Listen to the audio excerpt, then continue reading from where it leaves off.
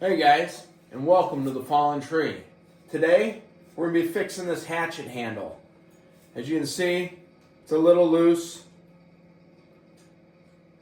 It's got two shims in the top from when it was manufactured, but it's loose now. There's a temporary fix where you use boiled linseed oil and you would turn it upside down and soak it in a bucket of boiled linseed oil. Just a temporary fix. It's going to swell it up, but it's not going to last a long time. So we're going to do it the right way today. We're going to need a chisel,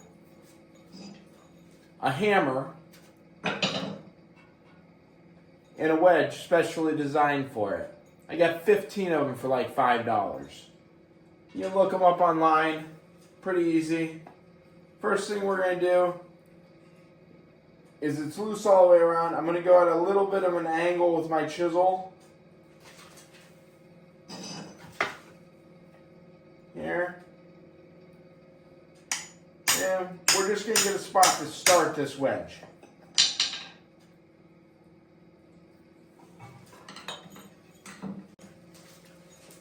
So the next thing you want to do here, you want to just tap the end of it. If you tap the butt of it, it pushes down on it. So always tap the bottom of it. That's going to set it in there. We're just going to take this shim, pointy side down, into that crack that we started.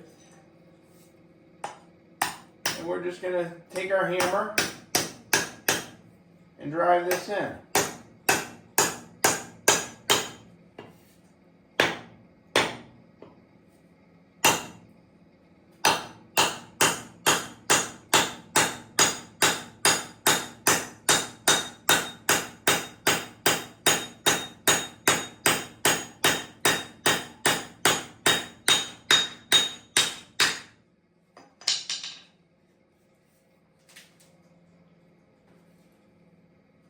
So we drove that all the way in.